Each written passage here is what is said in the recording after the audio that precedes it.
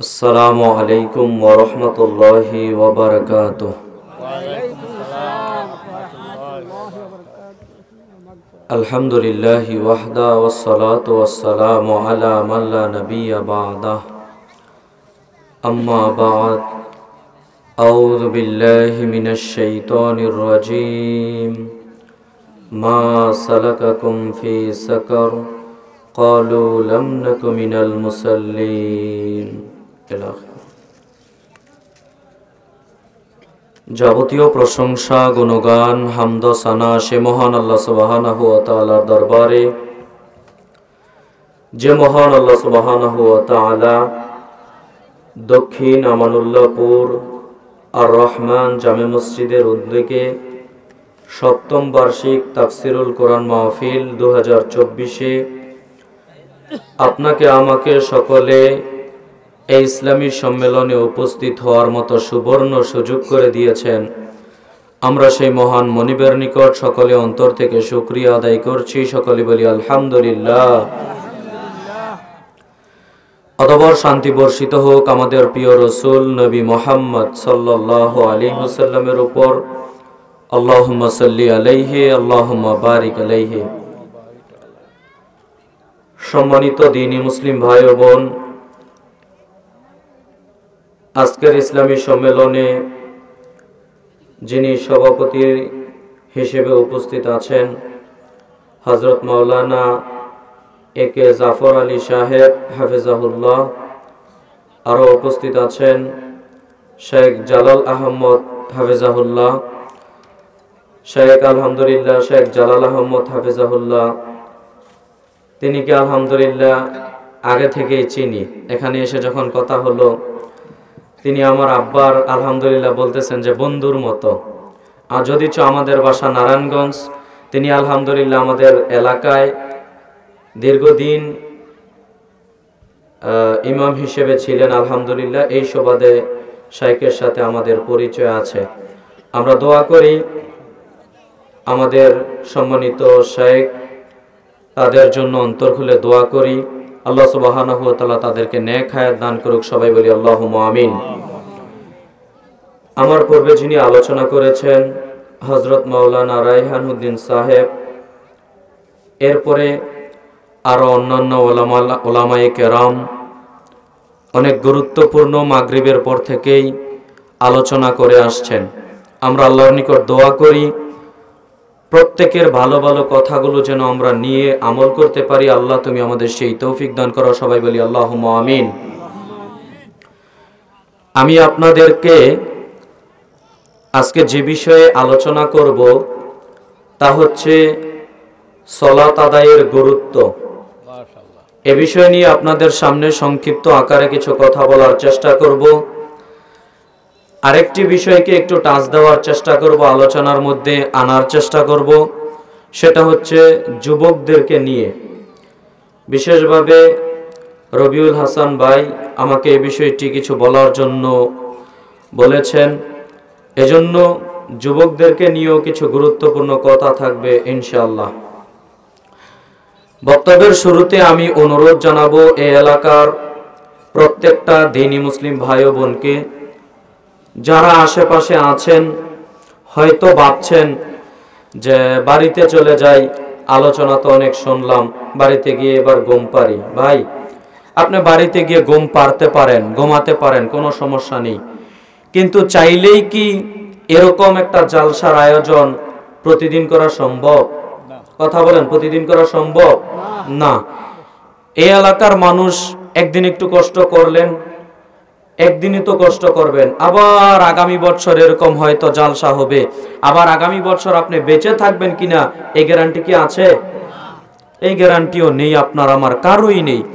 অতএব যেহেতু এটা একটা দ্বীনি মজলিস, এই দ্বীনি মজলিসকে মূল্যায়ন করতে হয়, জ্ঞান চর্চার বৈঠককে মূল্যায়ন করতে হয়। আমি অনুরোধ করব এই মাইকের আওয়াজ যত দূর পর্যন্ত যাচ্ছে, যারা আওয়াজটা শুনতে পাচ্ছেন, আপনাদের যদি সময় সুযোগ হয় কিছু সময় ব্যয় করুন, আমাদের প্যান্ডেলে সামিয়ানার নিচে চলে আসুন। আমরা আপনাদের সামনে পবিত্র কোরআন ও সহিহ হাদিস থেকে কিছু গুরুত্বপূর্ণ কথা বলার চেষ্টা করব ইনশাআল্লাহ, যেটা আপনাদের উপকারে আসতে পারে। আসলে কোরআন হাদিসকে আমরা মূল্যায়ন করতে জানি না। কোরআন হাদিসের বৈঠককে আপনি আমি মূল্যায়ন করতে জানি না। সাহাবীগণেরা এরকম মাজলিসকে মূল্যায়ন করতেন, যেখানে গেলে জ্ঞান অর্জন করা যাবে, দ্বীনি বিষয়ের কথাবার্তা হচ্ছে, ওই বৈঠকগুলোকে মূল্যায়ন করতেন। তারা ছিলেন জ্ঞান অর্জন করার জন্য, একেবারে কোথায় গেলে একটু জ্ঞান অর্জন করা যাবে ওইখানে গিয়ে তারা বসতেন। আপনাকে আমি একটা নমুনা স্বরূপ, হাদিসের সংক্ষিপ্ত টিকা স্বরূপ একটু বলে আমি সামনের দিকে যাওয়ার চেষ্টা করি, আপনি কিছুটা আঁচ করতে পারবেন। বিশিষ্ট সাহাবী তাবি কাসির ইবনে কায়েস রাহিমাহুল্লাহ, তিনি দামেস্ক শহরে আবু দারদা রাদিয়াল্লাহু তাআলা আনহুর নিকট আগমন করলেন। আবু দারদা রাদিয়াল্লাহু তাআলা আনহুর নিকট আগমন করে গিয়ে বলছেন, আবু দারদা, আমি রাসূলের মদিনা থেকে আপনার নিকট আগমন করেছি। আমি শুনেছি আপনি রাসূল থেকে একটা হাদিস বর্ণনা করেন। যে হাদিসের জ্ঞান নেওয়ার জন্য আমি রাসূলের মদিনা থেকে দামেস্ক শহরে চলে আসলাম। আপনি ভাবতে পারেন রাসূলের মদিনা থেকে দামেস্ক শহর, এটার দূরত্ব আমি গুগলে ম্যাপে চার্জ দিয়ে যেটা দেখতে পেলাম, সেটা হচ্ছে 1300 কিলোমিটারেরও বেশি দূরত্ব।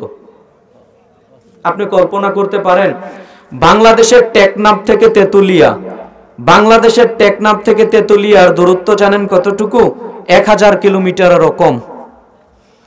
আর যেখানে তাবি কাসির ইবনে কায়েস রাহিমাহুল্লাহ বলছেন, আমি শুনেছি যে আবু দারদা রাদিয়াল্লাহু তাআলা আনহু একটা হাদিস বর্ণনা করেন, যে হাদিসের জ্ঞান নেওয়ার জন্য আমি তাবি কাসির ইবনে কায়েস রাহিমাহুল্লাহ চলে গেলাম আবু দারদার নিকট।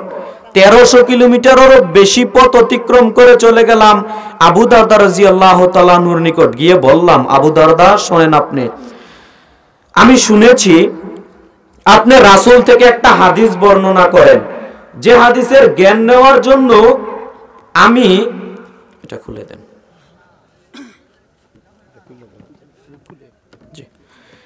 যে হাদিসের জ্ঞান নেওয়ার জন্য আমি রাসূলের মদিনা থেকে আপনার নিকট আমি আগমন করেছি। তবে আবু দারদা শোনেন, আমি দুনিয়াবি কোনো স্বার্থে আপনার নিকট আমি আগমন করিনি। এখন আমি হজ করতে যাব, 4 লাখ 5 লাখ 6 লাখ 7 লাখ টাকা খরচ হবে। এরপরেও ফরজ হজ করতে যাব, 7 লাখ টাকা খরচ হবে। এরপরও বাড়ি থেকে লিস্টি করে যাই, এবার হজে গিয়ে 10 কেজি আজোয়া খেজুর কিনে নিয়ে আসব। এরপরে আমি 10টা জায়নামাজ নিয়ে আসব। এরপরে এতগুলো তাসবিহ দানা নিয়ে আসব। এরপরে 5 লিটার জমজমের পানি নিয়ে আসব। অনেক প্রয়োজনীয় জিনিস লিস্টি করে বাড়ি থেকে রওনা দেয়, ঠিক না ভাই?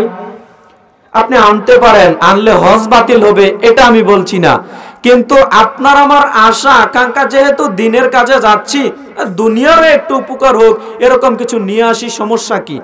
কিন্তু তাবি কাসির ইবনে কায়েস রাহিমাহুল্লাহ আবু দারদার নিকট গিয়ে বলছেন, আবু দারদা শোনেন, আমি রাসূলের মদিনা থেকে আপনার নিকট আগমন করেছি একটা হাদিসের জ্ঞান নেওয়ার জন্য। আবু দারদা শোনেন, আমি শুনেছি আপনি রাসূল থেকে একটা হাদিস বর্ণনা করেন, এই হাদিসের জ্ঞান নেওয়ার জন্য আমি আপনার নিকট আগমন করেছি, তবে দুনিয়াবি কোনো স্বার্থ হাসিলের জন্য আপনার নিকট আগমন করিনি। কল্পনা করতে পারেন? আপনি ভাবতে পারেন 1300 কিলো। এখন তো যাতায়াত ব্যবস্থা আগের চেয়ে কঠিন না সহজ? একেবারে সহজ বললেই চলে। এখন 1300 কিলোমিটার কয়েক ঘন্টায় চলে যাওয়া যায়, সমস্যা নেই। আর আগের যাতায়াত ব্যবস্থা কি এরকম ছিল? প্লেন ছিল? ওই রকম ছিল না। ওই মুহূর্তে দুনিয়াবি কোনো স্বার্থ ছাড়া চলে গেছেন। কয়টা হাদিসের জ্ঞান নেওয়ার জন্য? কথা বলেন, কয়টা হাদিসের জ্ঞান নেওয়ার জন্য? একটা হাদিসের জ্ঞান নেওয়ার জন্য। যখন গিয়ে বলছেন, আবু দারদা শোনেন, আমি রাসূল থেকে একটা হাদিস বর্ণনা করবেন, এইটা শুনে শুধুমাত্র আপনার নিকট আগমন করেছি, হাদিসের জ্ঞান নেওয়ার জন্য আপনার নিকট আগমন করেছি, আপনি হাদিসটা বলবেন কি? এই পর্যন্ত বলতেই আবু দারদা রাদিয়াল্লাহু তাআলা আনহু বলেন, জি আমি রাসূল থেকে একটা হাদিস বর্ণনা করি। রাসূল সাল্লাল্লাহু আলাইহি সাল্লাম বলেছেন, মান সালাকা তরিকান ইয়ালতামিস ফিহি ইলমান সাহালাল্লাহু লাহু বিহি তরিকান ইলাল জান্নাহ। বিভিন্ন বর্ণনায় হাদিসের রওয়ায়াতটা বিভিন্ন শব্দ এসেছে। রাসূল সাল্লাল্লাহু আলাইহি সাল্লাম বলেছেন, যেই ব্যক্তি জ্ঞান অর্জনের পথ অনুসন্ধান করে, যেই ব্যক্তি জ্ঞান অন্বেষণের পথ তালাশ করে, যেই ব্যক্তি জ্ঞান অন্বেষণের পথ খোঁজে, আল্লাহ সুবহানাহু ওয়া তাআলা তার জন্য জান্নাতের পথ সহজ করে দেন। বলি সুবহানাল্লাহ। যেই ব্যক্তি জ্ঞান অর্জনের পথ তালাশ করে, কোথায় গেলে জ্ঞান অর্জন করা যাবে, কোথায় গেলে কোরআন হাদিসের দুই চারটা কথা শোনা যাবে, এইটা যারা তালাশ করে, এইটা যারা অন্বেষণ করে, ওই ব্যক্তির জন্য আল্লাহ সুবহানাহু ওয়া তাআলা কোন পথ সহজ করে দিবেন? কথা বলেন, কোন পথ? সভাপতি সাহেব বললে কি হবে? আপনাদের বলতে হবে। আল্লাহ জান্নাতের পথ সহজ করে দিবেন আপনি যদি জ্ঞান অর্জনের পথ খোঁজেন, তালাশ করেন। কোথায় গেলে দুই চারটা কোরআন হাদিসের কথা শোনা যাবে, এই বৈঠকগুলোকে যদি আপনি মূল্যায়ন করেন, আল্লাহ আপনার জান্নাতে যাওয়ার যত পথ আছে সমস্ত পথ সহজ করে দিবেন। বলি সুবহানাল্লাহ। ভাই, আল্লাহ যদি কোনো ব্যক্তির প্রতি জান্নাতের পথ সহজ করে দেন, তো ওই ব্যক্তি জান্নাতে সহজে যেতে পারবে না ইনশাআল্লাহ। আর আল্লাহ যদি কোনো পথ কোনো ব্যক্তির কঠিন করে দেয়, যাওয়া সম্ভব? আপনাদের আমি এই বাক্যগুলো কি দিয়ে বুঝাতে পারি? শুধু হাদিসের মর্ম কথাটা এতটুকু আপনাকে আমি বলে বুঝাতে চাচ্ছি। দেখেন, রাসূলের সাহাবীগণেরা, তাবিগণেরা জ্ঞান অন্বেষণ করার জন্য, জ্ঞান অর্জন করার জন্য, একটা হাদিসের জ্ঞান অর্জন করার জন্য দুনিয়াবি সব স্বার্থ ব্যতীত একজন বক্তা ওয়াজ করতে আসবে, এরপরে আগে থেকে চুক্তি করে 20,000 না দিলে মাহফিলে যাব না, আছে না? আগে থেকে চুক্তি করে 30,000 না দিলে আমি মাহফিলে যাব না, আছে না এরকম বক্তা? 50,000 না দিলে আমি মাহফিলে যাব না।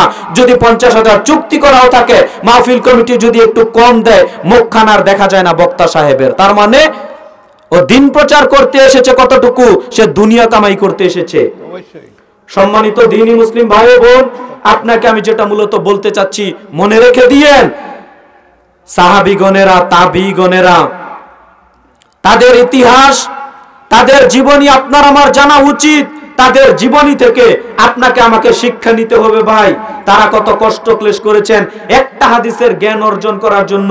1300 কিলোমিটারও বেশি পথ অতিক্রম করে চলে গেছেন। আর আপনার বাড়ির পাশে জালসা, আপনি জানেন এখানে 10 জন আলেম আসবে, এখানে 5 জন আলেম আসবে, এখানে 2 জন বক্তা আসবে, আলেম আসবে। এই বৈঠকে গেলে 2, 4, 5, 10টা হাদিস হয়তো শিখতে পারবো, জানতে পারবো। এটা জ্ঞানের মজলিস। এই মজলিসে গেলে কোরআন হাদিসের একটু জ্ঞান অর্জন করা যাবে। এরপর আপনি বাড়িতে ঘুমিয়ে আছেন না। দিক আপনার জীবনে আপনারা কি কোরআন হাদিসকে মূল্যায়ন করেন? জি, অসম্ভব। আপনি কোরআন হাদিসকে মূল্যায়ন করেন না, এ কথাই ঠিক। তার বাস্তব প্রমাণ আপনার উপস্থিতি। আপনি কেন ডং করে চলে গেলেন? আপনি মাহফিলে আসলেন, একটু বাদাম খেলেন, আবার বাড়িতে চলে গেলেন, বললেন এটাই সফলতা? না, এটা সফলতা আপনি মনে করিয়েন না। সম্মানিত দ্বীনি মুসলিম ভাই বোন যারা এখানে উপস্থিত হয়েছে, আপনি আমার কথায় কষ্ট নিয়েন না। আপনাকে কষ্ট দেওয়ার জন্য এই কথা বলতে আসিনি, তবে আপনার হিতাহিত জ্ঞান বুদ্ধি আছে এই কথা ভেবে আমি এই কথাগুলো বলছি। আপনি সচেতন মানুষ, আপনি শিক্ষিত মানুষ, আপনাকে আমি মূল্যায়ন করতে জানি। আপনারা যারা এই বৈঠকে বসে আছেন, প্রত্যেকটা কথা জেনে বুঝে আমলের নিয়তে ইনশাআল্লাহ কথাগুলো শ্রবণ করবেন। রাজি আছি তো ইনশাআল্লাহ? আমলের নিয়ত থাকবে তো? না শুধু তাকবীর দিবেন, আমল করবেন না? আমলের নিয়ত করতে হবে, তাকবীরও দিতে হবে, সব করতে হবে। শুধু আপনি বলবেন যে বক্তা সাহেব শুধু ফাটিয়ে গেল, আমার পূর্বে মাশাআল্লাহ ভালো আলোচনা করেছেন ভাই, শুধু শুনে চলে যাবেন, এমনটা যেন না হয়। আলোচনা নিজের জীবনে বাস্তবায়ন করতে হবে। কি করতে হবে? বাস্তবায়ন করতে হবে। ওই আল কোরআনের আলো সংসদে জ্বালো, সংসদে জ্বললে আপনার লাভ হবে না। আপনি বলেন আল কোরআনের আলো নিজের ভিতর জ্বালো, আপনার ভিতর জ্বলতে হবে আল কোরআনের আলো। সম্মানিত দ্বীনি মুসলিম ভাই ও বোন, আপনাকে আমি যেটা মূলত বলতে চাচ্ছিলাম, দেখেন ভাই, কথাগুলো মেনে নেওয়ার চেষ্টা করবেন। আজকের বৈঠকে যে কথাগুলো বলবো, আসলে কেন সালাতের বিষয়ে কথাগুলো বলতে চাইলাম, ভাই যেন বলল। আর বাস্তবতাও তো দেখলাম, একটা ওয়াজের দিন, মাহফিলের দিন, এরপরও আপনাদের মসজিদের মুসল্লি দেখলাম কিছু মুরব্বী মানুষ শুধু সালাত আদায় করলো জামাতে গিয়ে। যুবকরা কোথায়? আর এই গ্রামের অন্য অন্য মানুষরা কোথায়? কেন আপনারা সালাত আদায় করেন না? আমরা তো নিজেদেরকে মুসলিম দাবি করি। আচ্ছা বলেন তো আজকে কি বার? বলেন না, এটাও জানেন না? একটু কথা বলিয়েন, হা না বলিয়েন। আজকে কি বার? সোমবার। ফজর, জোহর, আসর, মাগরিব, এশা 5 ওয়াক্ত সালাত আছে না গেছে? চলে গেছে।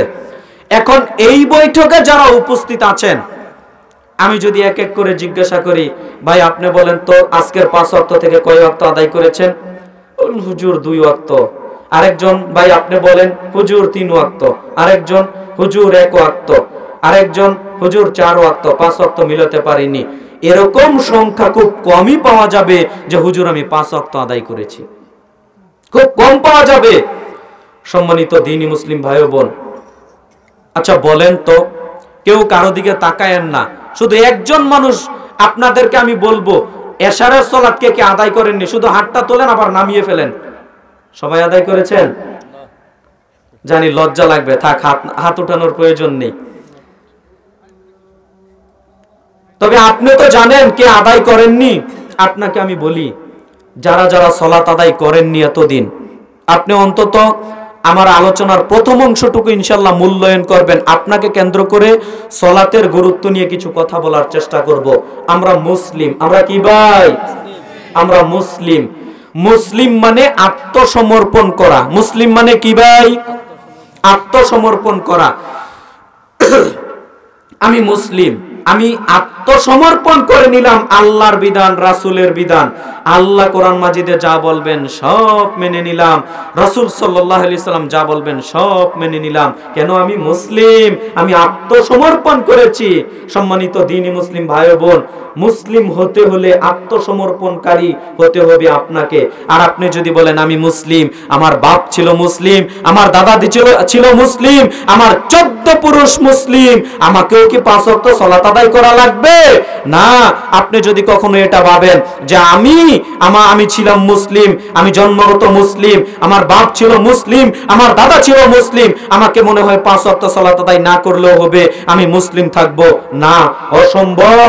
আপনি ভুলের মধ্যে রয়েছেন ভাই। বিশ্বাস করেন, আপনি যদি 5 ওয়াক্ত সালাত আদায় না করেন, আপনি মুসলিম থাকতে পারবেন না। আবার বলি, আপনি যদি 5 ওয়াক্ত সালাত আদায় না করেন, আপনি মুসলিম থাকতে পারবেন না। বলবেন হুজুর এত কঠিন ভাবে বলছেন কেন? হুজুর এত কঠিন ভাবে বলছেন কেন? আমি আমার মুখ দিয়ে বলে চলে যাব, ব্যাপারটা এমন নয়। প্রমাণে একাধিক প্রমাণ আপনার সামনে আমি ধাপে ধাপে পেশ করব, আপনি একটু অপেক্ষা করেন। যারা সালাত আদায় করে না তারা মুসলিম থাকতে পারে না, তারা কাফের হয়ে যায়, তারা দিন থেকে দূরে চলে যায়। আপনি যে বলে বসে আছেন হুজুর আমি সালাত আদায় না করলে কি হবে? আমার ঈমান ঠিক আছে। কি বলেন এক শ্রেণীর মানুষ? হুজুর সালাত আদায় করি না, আমার ঈমান ঠিক আছে, আমার ঈমান মজবুত। বলেন এই ধরনের মানুষ আছে না? এই কথাই প্রমাণ করে আপনার যে ঈমান নেই। এই কথাই প্রমাণ করে আপনার যে ঈমান নেই। আপনি ঈমান শূন্য হয়ে বসে আছেন। আপনি কি করে বলেন? আপনি কোন সাহসে বলেন? আপনার শরম হয় না? আপনার লজ্জাবোধ হয় না? আপনার ইতস্তবোধ হয় না? আপনি কোন শরমে বলেন যে আমি সালাত আদায় করি না, আবার ঈমান মজবুত, আমার ঈমান ঠিক আছে? কে বলেছে আপনার ঈমান ঠিক আছে? আপনার ঈমান কবে চলে গেছে আপনি নিজেও জানেন না। আল্লাহ সুবহানাহু ওয়া তাআলা পবিত্র কোরআন মাজিদের সূরা মুদ্দাসির 42-43 নম্বর আয়াতে আল্লাহ সুবহানাহু ওয়া তাআলা বলছেন, মা সালাকাকুম ফি সাকার ক্বালু লাম নাকু মিনাল মুসাল্লিন। যখন মানুষ জাহান্নামে চলে যাবে, সাকার নামক জাহান্নামে চলে যাবে, তখন ফেরেশতা মণ্ডলীরা গিয়ে জিজ্ঞাসা করবে, মা সালাকাকুম ফি সাকার, তোমরা কি কারণে সাকার নামক জাহান্নামে প্রবেশ করলে? কি কারণে তোমরা সাকার নামক জাহান্নামে প্রবেশ করলে? তো ওই ব্যক্তিরা তো জানে ওই ব্যক্তিরা তো বুঝে আমরা কি কারণে সাকার নামক জাহান্নামে প্রবেশ করলাম। কেননা আল্লাহ জানিয়ে দিবেন, আল্লাহ বুঝিয়ে দিবেন, তোমাকে এই জাহান্নামে নিক্ষেপ করেছি এই অপরাধের কারণে, তোমাকে এই জাহান্নামে নিক্ষেপ করেছি এই অপরাধের কারণে। তো সাকার নামক জাহান্নামে যারা অবস্থান করবে তারা তো জানে কি কারণে আমরা এই জাহান্নামে প্রবেশ করেছি। তখন যখন জিজ্ঞাসা করা হবে মা সালাকাকুম ফি সাকার, তোমরা কি কারণে, কিসের কারণে আজকে সাকার নামক জাহান্নামে প্রবেশ করলে, তখন ওই সাকার নামক জাহান্নামে পড়ে থাকা ব্যক্তিগুলো জবাবে বলবে কলু লাম নাকু মিনাল মুসাল্লিন, আমরা দুনিয়াতে মুসল্লি ছিলাম না, যার কারণে সাকার নামক জাহান্নামে প্রবেশ করলাম। আপনাদের আমি কি বলে বুঝাতে পারি? আল্লাহ কোরআন মাজিদে বলছেন সূরা মুদ্দাসির আয়াত 42-43, সাকার নামক জাহান্নামে পড়ে থাকা ব্যক্তিগুলোকে যখন জিজ্ঞাসা করা হবে কি কারণে তোমরা সাকার নামক জাহান্নামে প্রবেশ করলে বলো তোমরা, তখন ওই পড়ে থাকা ব্যক্তিগুলো নিজেরা জবাবে বলবে ক্বালু লাম নাকু মিনাল মুসাল্লিন, আমরা দুনিয়াতে মুসল্লি ছিলাম না, আমরা দুনিয়াতে বেনামাজি ছিলাম, যার কারণে আজকে সাকার নামক জাহান্নামে প্রবেশ করলাম। বলেন আপনারা বলছেন হুজুর সালাত আদায় করি না, আমার ঈমান ঠিক আছে, দেখেন বেনামাজি মানুষের থাকার জায়গা জাহান্নাম। ওই দিন যখন জাহান্নামে নিক্ষেপ করা হবে ওই দিন আপনি নিজে জবাবে বলবেন এই কারণে আজকে সালাত আদায় না করার কারণে আজকে সাকার নামক জাহান্নামে আমাকে প্রবেশ করতে হলো। ভাই এই কথাগুলো আল্লাহ সুবহানাহু ওয়া তাআলা কোরআন মাজিদে আগে বলে দিয়েছেন, জানিয়ে দিয়েছেন, মানুষ যেন সতর্ক হয়। আল্লাহ তো আলিমুল গায়ব, গায়বের খবর কে জানেন? গায়বের খবর কে জানেন? গায়বের খবর আর কেউ জানে?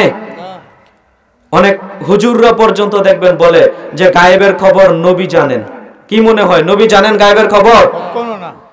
স্বয়ং নবী মুহাম্মদ সাল্লাল্লাহু আলাইহি সাল্লাম তিনিও গায়বের খবর জানতেন না। তবে আল্লাহ যতটুকু জানিয়েছেন ততটুকু জানেন, আর ওইটাকে গায়েব বলে না। আর ওইটাকে কি বলে না ভাই? গায়েব বলেন না। যেমন উদাহরণ দিলে বিষয়টা বুঝতে পারবেন। কিয়ামত কি একদিন হবে ভাই? কি বিশ্বাস হয় না নাকি? কিয়ামত হবে একদিন? আপনারাও গায়েবের খবর জানেন তাহলে? তো কিয়ামত হবে, আপনি তো এটা অগ্রিম বলে দিলেন না। কি কিয়ামত হবে এটা অগ্রিম বলে দিল না? আপনি বলে দিলেন না, তো আপনিও গায়েবের খবর জানেন? বলেন গায়েবের খবর আপনি জানেন? এখন বলবেন হুজুর কোরআন মাজিদে আল্লাহ বলেছেন কিয়ামত একদিন হবে, এটা বিশ্বাস করতে হবে, ওই দৃষ্টিকোণ থেকে বলেছি কিয়ামত একদিন হবে। তো নবী মুহাম্মদ সাল্লাল্লাহু আলাইহি সাল্লামের বিষয়গুলো অনুরূপ।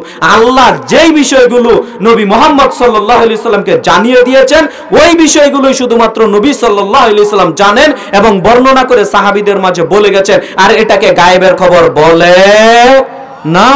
গায়েব জানেন একমাত্র কে? আল্লাহ। একমাত্র আল্লাহ সুবহানাহু ওয়া তাআলা গায়েবের খবর জানেন। কিয়ামতের পূর্বে বিভিন্ন আলামতগুলো কি হবে আল্লাহ নবীজিকে জানিয়ে দিয়েছেন। তাই নবী সাল্লাল্লাহু আলাইহি সাল্লাম বিভিন্ন কথাগুলো বলেছেন যে কিয়ামতের পূর্বে দাজ্জাল আসবে, ইমাম মাহদী আসবে, ইয়াজুজ মাজুজ আসবে, ঈসা আলাইহিস সালাম আসবে, এইগুলো আসবে বিভিন্ন ভাবে বলে গিয়েছেন নবী সাল্লাল্লাহু আলাইহি সাল্লাম। তাই বলে কি তিনি গায়েবের খবর জানেন না? আল্লাহ যতটুকু জানিয়েছেন ততটুকু জানেন, গায়েবের খবর জানেন না এ কথাই চূড়ান্ত। গায়েবের খবর একমাত্র আমাদের নবী মুহাম্মদ সাল্লাল্লাহু আলাইহি সাল্লাম তিনিও জানেন না, আর আমাদের জানার তো প্রশ্নই আসে না। আপনি কি মনে করেছেন আপনার পীর সাহেব জানে? মনে হয় না। বসে থাকেন। এটা কি সিলেট বিভাগের অন্তর্ভুক্ত না? হবিগঞ্জ জেলা সিলেট বিভাগের অন্তর্ভুক্ত। এই সিলেট জেলায় মাজার আছে একটা প্রখ্যাত মাজার। কি মাজার? শাহজালাল মাজার। এই শাহজালাল মাজার, এই মাজারে যত মানুষকে মুশরিক বানিয়েছে, এই মাজারে যত মানুষকে মুশরিক বানিয়েছে, যত মানুষকে ঈমান শূন্য বানিয়েছে, বিশ্বাস করেন বাংলাদেশে যত আলেম ওলামা আছে সবাই মিলে সব মানুষকে, এত পরিমাণ মানুষকে ঈমান আনয়ন করাতে পেরেছে, এটা আমার বিশ্বাস হয় না। কথা কি বুঝতে পারলেন? একটা মাজারে যত মানুষকে ঈমান হারা করেছে, একটা মাজারে যত মানুষকে ঈমান শূন্য করেছে, বাংলাদেশের সব আলেম ওলামা দাওয়াতি কাজ করে অত পরিমাণ মানুষকে দাওয়াত দিয়ে ইসলামের দিকে আহ্বান করেছে, আকীদা বুঝাতে পেরেছে, মানহাজ বুঝাতে পেরেছে, ইসলামের ছায়াতলে আনতে পেরেছে। এটা আমার কেন জানি মনে হয় না, আপনার মনে হতে পারে। সম্মানিত দ্বীনি মুসলিম ভাই বোন, আমি যে কথা বলছিলাম, আল্লাহ সুবহানাহু ওয়া তাআলার কথায় আবার ফিরে চলে যাই। আল্লাহ সুবহানাহু ওয়া তাআলা বলছেন, যে কথাটা আল্লাহ সুবহানাহু ওয়া তাআলা সূরা মুদ্দাসিরের 42 এবং 43 নম্বর আয়াতে বলছেন যে মা সালাকাকুম ফি সাকার ক্বালু লাম নাকু মিনাল মুসাল্লিন, কি কারণে তোমরা সাকার নামক জাহান্নামে প্রবেশ করলে?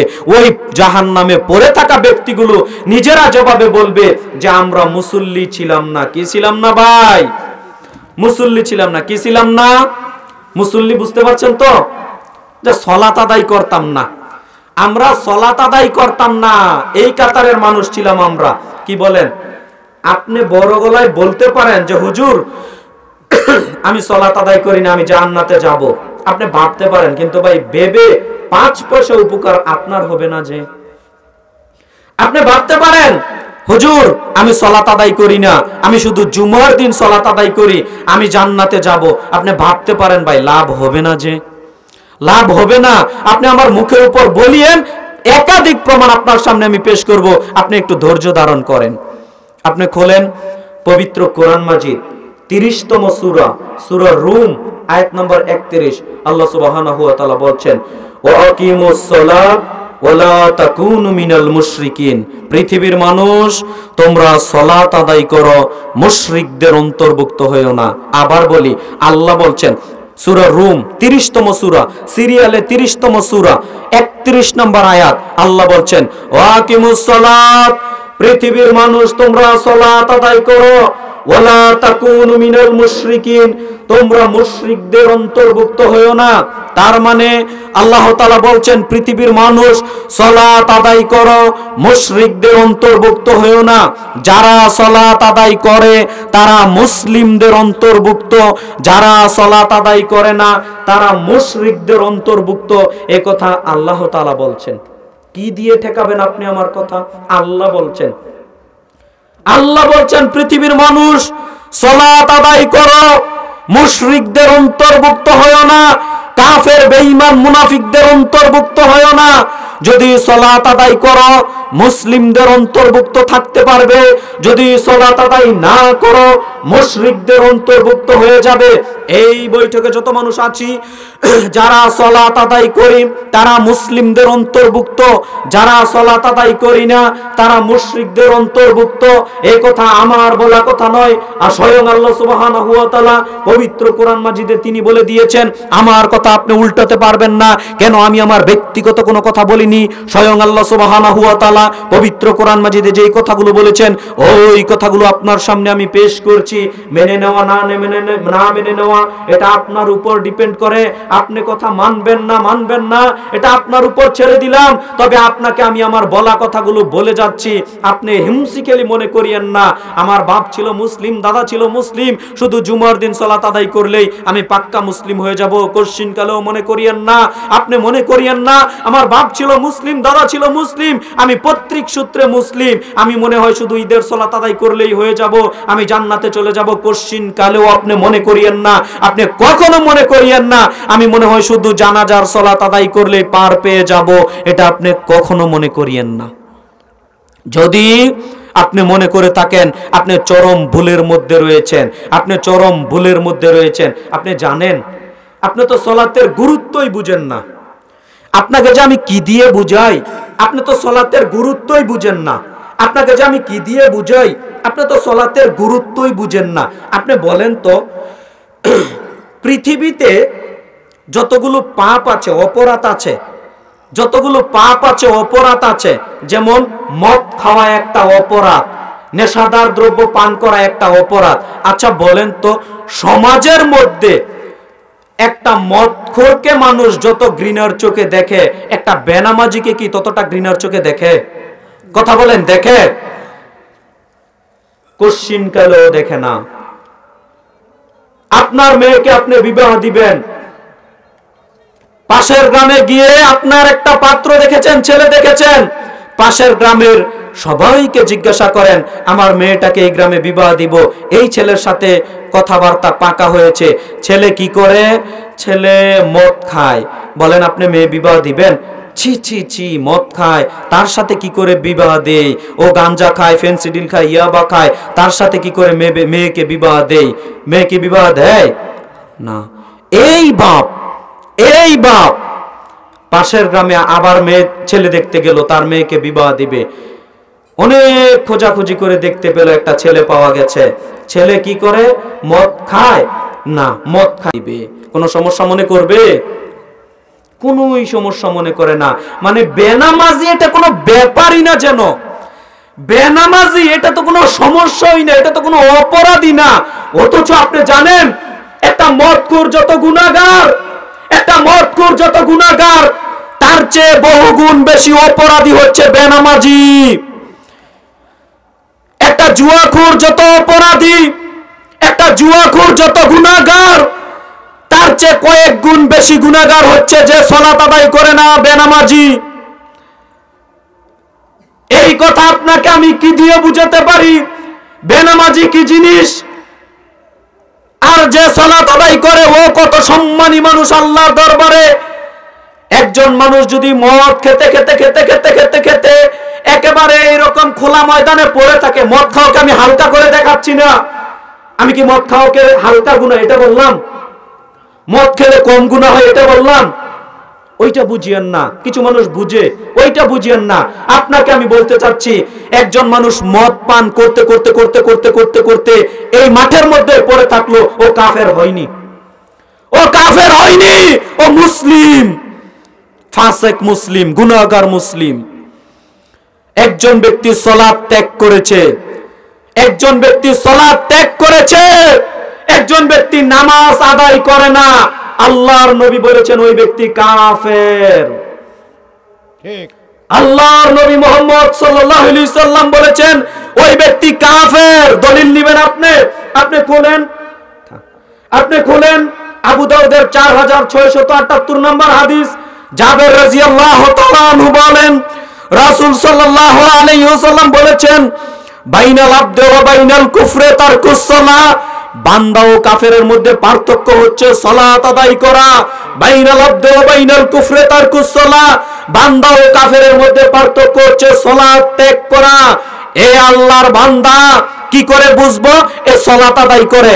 এ কাফের কি করে বুঝবো এ সালাত আদায় করে না? একটা দোকানে 20 জন মানুষ বসে আছে, এখন আসরের আজান হয়েছে। এই 20 জন মানুষ, এখানে মুসলিম আছে, হিন্দু আছে, বৌদ্ধ আছে, খ্রিস্টান আছে, সব ধর্মের লোক বসে আছে। এখন আজান হয়েছে, এখন পার্থক্য করে দিবে কে মুসলিম আর কে অমুসলিম, কে মুসলিম কে অমুসলিম, এখন পার্থক্য তৈরি করে দিবে। একটা বিছানায় আমি আরেকজন হিন্দু ভাই এক বিছানায় শুয়ে আছি, ফজরের আজান হলো, আজান দুইজনেই শুনতে পেলাম, দুইজনেই জাগ্রত হলাম। আমি সালাত আদায় করলাম আর ও ঘুমিয়ে থাকলো। একই লেপের নিচে ঘুমালাম, একই বিছানায়, একই খাটের উপর ঘুমালাম। একজন মুসলিম একজন কাফের, পার্থক্য কিসে করে দিবে? সালাত, নামাজ এমন একটা ইবাদত, সালাত এমন একটা ইবাদত, আপনি যদি আদায় করেন মুসলিম থাকতে পারবেন, আপনি যদি আদায় না করেন আপনি কোশ্চিন কালেও ভাই মুসলিম থাকতে পারবেন না। আপনি চাপার জোরে বলিয়েন না যে সালাত আদায় না করলেও মুসলিম, কোশ্চিন কালেও আপনি বলে এই মুসলিমগিরি ঠিকাতে পারবেন না। আপনি কাফের হয়ে বসে আছেন, আপনাকে আমি সতর্ক সাবধান করে গেলাম। আচ্ছা ভাই বলেন তো, আপনি আমার প্রতি কেন ক্ষিপ্ত হবেন, কেন রাগ করবেন? আর আমারই বা এই কথাগুলো বলারই কি প্রয়োজন? এই বৈঠকে যারা বসে আছেন সবাই 5 ওয়াক্ত সালাত আদায় করেন, কথার কথা একজনও কথার কথা আদায় করেন না, 2-4 জন আদায় করেন, একজনও আদায় করেন না, বাকি যারা আদায় করেন না আমি বলে দিলাম। এই গ্রামের নাম কি? আমানুল্লাহপুর। হ্যাঁ, দক্ষিণ আমানুল্লাহপুরের গ্রামের মানুষেরা, হবিগঞ্জের মানুষেরা, সিলেটের মানুষেরা শুনে রাখো, আপনারা যদি সালাত আদায় না করেন কোনো সমস্যা নেই, আপনিও পাক্কা মুসলিম, আপনিও একেবারে সহজে জান্নাতে চলে যেতে পারবেন। আমি বলে গেলাম ভাই, আমি বলে গেলাম, আপনিও খুশি হয়ে গেলেন। আরে মাশাআল্লাহ, আমাদের সবাইকে পাক্কা ইমানদার বানিয়ে দিয়ে গেল। আমাদের চেয়ে নাকি শ্রেষ্ঠ ইমানদার মানুষ নেই, আমাদের চেয়ে নাকি শ্রেষ্ঠ মুসলিম নেই। হুজুরও খুশি, হুজুরকে আরো 2000 টাকা বাড়িয়ে হাদিয়ে দিয়ে দাও। আমি বলে গেলাম কিয়ামতের দিন দেখতে পেলেন এই সালাত আদায় না করার কারণে আপনাকে জাহান্নামে যাওয়া লাগছে, লাভটা হবে কি ভাই বলেন আপনি আমাকে? বলেন আপনি আমাকে। হুজুর আপনি আজকে আমাদের সবাইকে পাক্কা ইমানদার বানিয়ে দিয়ে গেলেন, কিয়ামতের মাঠে দেখতে পাচ্ছি সালাত আদায় না করার কারণে আমরা সবাই জাহান্নামী, সালাত আদায় না করার কারণে আমরা কাফের হয়ে বসেছিলাম, আমরা জানতাম না, বেঈমান হয়ে মৃত্যুবরণ করেছি, আমরা জানতাম না, আমরা জান্নাতও পাচ্ছি না। লাভটা হবে কি ভাই আপনি আমাকে বলেন? বরং ওই দিন আরো আফসোস বেশি হবে, ওই দিন আরো আফসোস বেশি হবে। আরে আমি যদি জানতাম সালাত আদায় না করলে মুসলিম থাকা যায় না, আমি তো সালাত আদায়ের চেষ্টাটা করতাম, কি ওই দিন কি আফসোস হবে না ভাই? এজন্য ভাই আমার প্রতি রাগ করিয়েন না, আমার প্রতি আক্রোশ নিয়েন না। আমি শুধু আল্লাহ এবং আল্লাহ রাসূলের কথাগুলো আপনাকে বলে গেলাম। সালাতের ব্যাপারে আল্লাহ এবং আল্লাহ রাসূল সাল্লাল্লাহু আলাইহি ওয়াসাল্লাম যে কথাগুলো বলেছেন, ওই কথাগুলো আপনার সামনে আমি একটু বলার চেষ্টা করেছি। দলিল এখানেই শেষ নয়, আপনি আমার দিকে চেয়ে থাকেন, এক খেয়ালে চেয়ে থাকেন, আপনাকে আমি কিছু না কিছু হলেও বুঝাতে পারবো ইনশাআল্লাহ, এই আশাবাদ আমার আছে। আপনি আমল করবেন না করবেন না এটা আপনার ব্যক্তিগত ব্যাপার। বলতে পারবেন না হুজুর 3 ওয়াক্ত সালাত আদায় করি, আমি কি নামাজি থাকবো না? না, মনে রাখে দিয়েন, নামাজি হতে গেলে 5 ওয়াক্তই সালাত আদায় করতে হয়। নামাজি হতে গেলে 5 ওয়াক্তই সালাত আদায় করতে হবে। আপনি যদি বলেন যে আমি 3 ওয়াক্ত আদায় করলাম, আমি কি নামাজি থাকবো না? না, আপনি নামাজি থাকবেন না, আপনিও বেনামাজিদের অন্তর্ভুক্ত হয়ে যাবেন বলেই আপনাকে আমি বলে গেলাম। সম্মানিত দ্বীনি মুসলিম ভাই বোন, কথাগুলো জানা ও বোঝার চেষ্টা করবেন। একটু ঠান্ডা হয়ে গেল।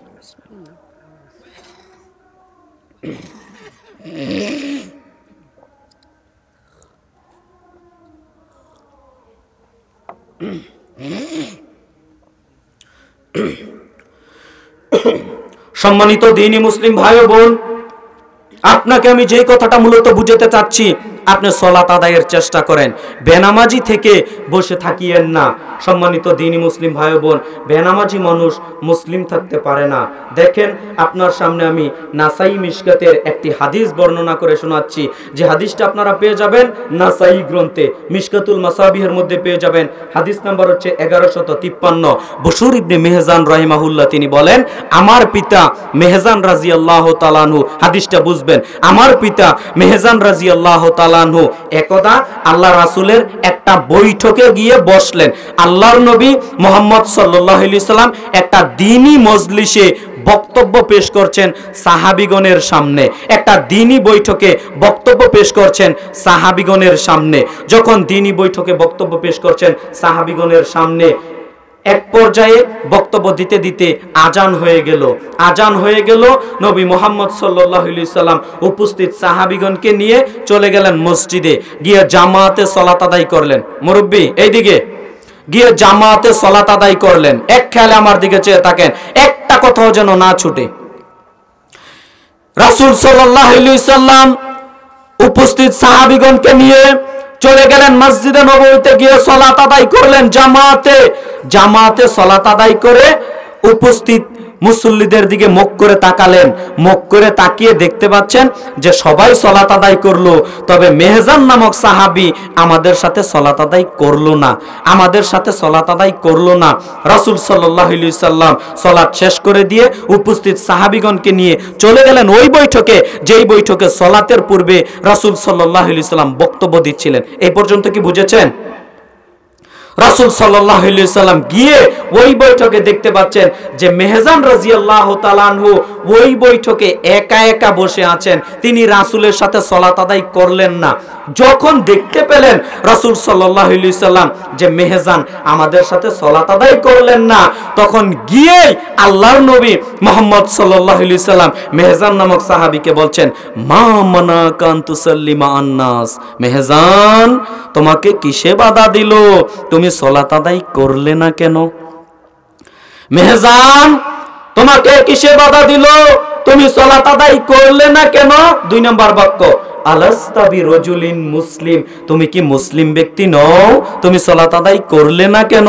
এই পর্যন্ত বলতে মেহজান রাদিয়াল্লাহু তাআলা আনহু বলছেন, জি আল্লাহর নবী, আমি মুসলিম, আমি আল্লাহর নবী, বাড়িতে পরিবারের সাথে সালাত আদায় করে এখানে আগমন করেছি, যার কারণে এখন আমি আপনাদের সাথে আর সালাত আদায় করলাম না।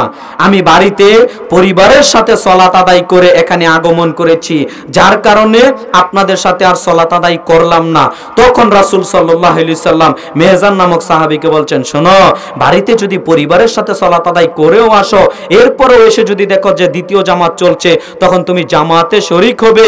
প্রথমটাতে ফরজ আদায় হয়ে যাবে, দ্বিতীয়টাতে তুমি নফলের নেকি পেয়ে যাবে। বলি সুবহানাল্লাহ। এই হাদিসটা কেন বললাম ধরতে পারলেন না? আপনাকে আমি ধরিয়ে দেই। আল্লাহর নবী মুহাম্মদ সাল্লাল্লাহু আলাইহি সাল্লামের একজন বিশিষ্ট সাহাবী, নাম হচ্ছে মেহজান রাদিয়াল্লাহু তাআলা আনহু। ওই সাহাবী রাসূলের বৈঠকে দ্বীনি বিষয়ে বক্তব্য শুনছেন। আল্লাহর নবী বক্তব্য দিচ্ছেন। কে বক্তা? আল্লাহর নবী মুহাম্মদ সাল্লাল্লাহু আলাইহি সাল্লাম বক্তা, সাহাবায়ে কেরাম শ্রোতা, বক্তব্য দিচ্ছেন। ওই বৈঠকে মেহজান নামক সাহাবীও এসে শ্রোতা হলেন, আল্লাহর নবীর বক্তব্য শুনলেন। বক্তব্য হতে হতে এক পর্যায়ে সালাতের আজান হয়ে গেল, ওয়াক্ত হয়ে গেল। আজান যখন হয়ে গেছে, আল্লাহর নবী সাহাবীগণকে নিয়ে মসজিদে চলে গেলেন, জামাতে সালাত আদায় করলেন। জামাতে সালাত আদায় করে আবার পুনরায় ওই মাঠে চলে আসলেন যেখানে আল্লাহর নবী জামাতে সালাত আদায়ের পূর্বে বক্তব্য দিচ্ছিলেন। ওই বৈঠকে এসে দেখছেন সব সাহাবায়ে কেরাম জামাতে সালাত আদায় করলো, একজন আদায় করলো না। নাম কি? মেহজান। নাম কি? মেহজান রাদিয়াল্লাহু তাআলা আনহু সালাত আদায় করলো না। তখন আল্লাহর নবী যখন দেখলেন যে মেহজান সালাত আদায় করলো না, বৈঠকে একা একা বসে আছেন, আল্লাহর নবী মুহাম্মদ সাল্লাল্লাহু আলাইহি সাল্লাম বলেন, আলাস্তা বিরাজুলিন মুসলিম। প্রথম বাক্য বলছেন, মা মানাকা আন তুসাল্লিমা আন-নাস। মেহজান, কিসে বাধা দিল? তুমি সালাত আদায় করলে না কেন? আলাস্তা বিরাজুলিন মুসলিম, তুমি কি একজন মুসলিম ব্যক্তি নও? আচ্ছা ভাই বলেন তো, আল্লাহর নবী কেন বলবেন মেহজান তুমি কি একজন মুসলিম ব্যক্তি নও? আল্লাহর নবী এটা বলতে পারলেন না, মেহজান কি কারণে তুমি সালাত আদায় করলে না? তোমার কি কোনো সমস্যা নাকি? তুমি কি বাড়ি থেকে সালাত আদায় করে এসেছো নাকি? না তোমার কোনো সমস্যা হয়েছে? তুমি বলো কি কারণে সালাত আদায় করলে না? এটা বলতে পারতেন না? এটা বলতে পারতেন না? আল্লাহর নবী কেন মুসলিমের সাথে সম্পর্কটা গড়ে দিলেন? আপনাকে মনে হয় আমি বুঝাতে পারলাম না। আমার দুই পাশে দুইজন বিজ্ঞ আলেম আছে, এনারা হয়তো কথাটা বুঝতে পেরেছেন, আপনাকে হয়তো আমি বুঝাতে পারলাম না। আল্লাহর নবী কি বলতে পারতেন না, মেহজান কেন তুমি সালাত আদায় করলে না? তুমি তো বক্তব্য শুনছিলে, কোনো কি তোমার সমস্যা নাকি? কেন এইটা না বললে আল্লাহর নবী বললেন, কেন তুমি সালাত আদায় করলে না? তুমি কি মুসলিম নও? তার মানে সালাত আদায় করলে মুসলিম, সালাত আদায় না করলে মুসলিম থাকা যায় না। সালাত আদায় না করলে মুসলিম থাকা যায় না, এটা আল্লাহর নবী জানেন। তাই মেহজানকে বলছেন, তুমি কেন সালাত আদায় করলে না? তুমি কি মুসলিম নও? মেহজান বলছে, আল্লাহর নবী, জি আমি মুসলিম, আমি বাড়িতে পরিবারের সাথে সালাত আদায় করে এরপরে আপনার নিকটে এসেছি। সম্মানিত দ্বীনি মুসলিম ভাই বোন, আপনাকে আমি কি বাক্য বলে বুঝাতে পারি? সালাত আদায় করলে মুসলিম থাকা যায়, সালাত আদায় না করলে মুসলিম থাকা যায় না। আবার বলি, আলোচনাটা একটু ধাপে ধাপে বলি, আপনাদের বুঝতে সহজ হবে। আল্লাহ কোরআন মাজিদে বলছেন, পৃথিবীর মানুষ সালাত আদায় করো, সালাত আদায় না করলে সাকার নামক জাহান্নামে প্রবেশ করবে। আল্লাহ বলছেন সালাত আদায় করো, মুশরিকদের অন্তর্ভুক্ত হয়ো না। আল্লাহর নবী মুহাম্মদ সাল্লাল্লাহু আলাইহি সাল্লাম বলেছেন সালাত আদায় করো, সালাত আদায় করলে আল্লাহর বান্দা, সালাত আদায় না করলে কাফের। আল্লাহর নবী সাহাবীকে বললেন, মেহজান তুমি সালাত আদায় করলে না কেন? তুমি কি অমুসলিম হয়ে গেছো? তুমি সালাত আদায় করলে না কেন? সালাত আদায় করলে মুসলিম, সালাত আদায় না করলে কাফের। আল্লাহ বলেছেন বেনামাজি মানুষ জাহান্নামে যাবে। আল্লাহ বলেছেন বেনামাজি মানুষ মুশরিক। আল্লাহর নবী বলেছেন বেনামাজি মানুষ কাফের। এবার আরেকটু সামনের দিকে যাই, সাহাবায়ে কেরাম বেনামাজিকে কি মনে করতেন দেখেন আপনি। সাহাবায়ে কেরাম বেনামাজিকে কি মনে করতেন? আব্দুল্লাহ ইবনে শাকিক রাহিমাহুল্লাহ বলেন, কানা আসহাবি মুহাম্মাদিন সাল্লাল্লাহু আলাইহি সাল্লাম লা ইয়ারাউনা শাইয়্যান মিনাল আমাল তারকুহু কুফরুন গায়রা সালাহ। মুহাম্মদ সাল্লাল্লাহু আলাইহি সাল্লামের যত সাহাবায়ে কেরাম আছে, সমস্ত সাহাবায়ে কেরাম এই ব্যাপারে ইজমা করেছেন, এই ব্যাপারে ঐক্যমত পোষণ করেছেন। কানা আসহাবি মুহাম্মাদিন সাল্লাল্লাহু আলাইহি সাল্লাম লা ইয়ারাউনা শাইয়্যান মিনাল আমাল তারকুহু কুফরুন গায়রা সালাহ। মুহাম্মদ সাল্লাল্লাহু আলাইহি সাল্লামের যত সাহাবায়ে কেরাম আছে সব সাহাবায়ে কেরাম এই ব্যাপারে একমত পোষণ করেছেন, কোন সাহাবায়ে কেরাম দ্বিমত পোষণ করেননি। সব সাহাবায়ে কেরাম এই ব্যাপারে একমত পোষণ করেছেন। সেটা হচ্ছে কেউ যদি সালাত ব্যতীত অন্য কোনো কর্ম ত্যাগ করে ও কাফের নয়, কেউ যদি সালাত ত্যাগ করে তাহলে সেই ব্যক্তি কাফের। আপনাকে আমি কি দিয়ে এই বাক্য বুঝাতে পারি বলেন? আপনি আমার প্রতি ক্ষিপ্ত হচ্ছেন, আপনি আমার প্রতি রাগ করছেন না, 5 পয়সা উপকার নেই আপনার কথাকে আমি 5 পয়সা দিয়ে গুনাহ ধরি না। আপনি মনে রেখে দিয়েন সাহাবায়ে কেরামের ইজমা ঐক্যমত। আরে ভাই, একজন সাহাবী বলতেন আমি আবু বকর সিদ্দিক বলে গেলাম, শুনে রাখো পৃথিবীর মানুষ, কেউ যদি 3 ওয়াক্ত সালাত আদায় করে এরপরে ওই ব্যক্তি মুসলিম, আমি আবু বকর সিদ্দিক বলে গেলাম, একটা বর্ণনা পাওয়া যেত, একটা হাদিসের রেফারেন্স পাওয়া যেত, একটা হাদিসের কওল পাওয়া যেত, আমি ওমর রাদিয়াল্লাহু তাআলা আনহু বলে গেলাম পৃথিবীর মানুষ শোনো, যারা 4 ওয়াক্ত সালাত আদায় করবে তারাও মুসলিম। একটা দলিল পেশ করেন না আপনি আমার সামনে, একটা হাদিসের কওল পেশ করেন না আপনি আমার সামনে। একজন সাহাবীও বললেন না যে বেনামাজি হচ্ছে মুসলিম। সমস্ত সাহাবায়ে কেরামের ইজমা ঐক্যমত, সমস্ত সাহাবায়ে কেরামের ইজমা ঐক্যমত, বেনামাজি কি কাফের। কি কষ্ট হচ্ছে বলতে? বেনামাজি কাফের, বেনামাজি কাফের, বেনামাজি কাফের। এটা সব সাহাবী মনে করতেন। আমার মতো 10টা হুজুর, আমার মতো 1000টা হুজুর যদি মুসলিম মনে করি 5 পয়সা তো উপকার হবে না ভাই। কোন সাহাবায়ে কেরাম মুসলিম মনে করতেন না। সম্মানিত দ্বীনি মুসলিম ভাই বোন, সব সাহাবায়ে কেরামের ঐক্যমত ইজমা, তাই একমত পোষণ করেছেন বেনামাজি হচ্ছে কাফের, বেনামাজি হচ্ছেন কাফের, বেনামাজি হচ্ছেন কাফের। সম্মানিত দ্বীনি মুসলিম ভাই বোন, আর বেনামাজি কত মূল্যায়ন আপনি আমি করি। এই যে নামাজ পড়ে আর এই যে নামাজ পড়ে না, এ সালাত আদায় করে আর এ সালাত আদায় করে না, আমরা কোনোকে বাজ বিচার করি না, কোনো মূল্যায়ন করি না।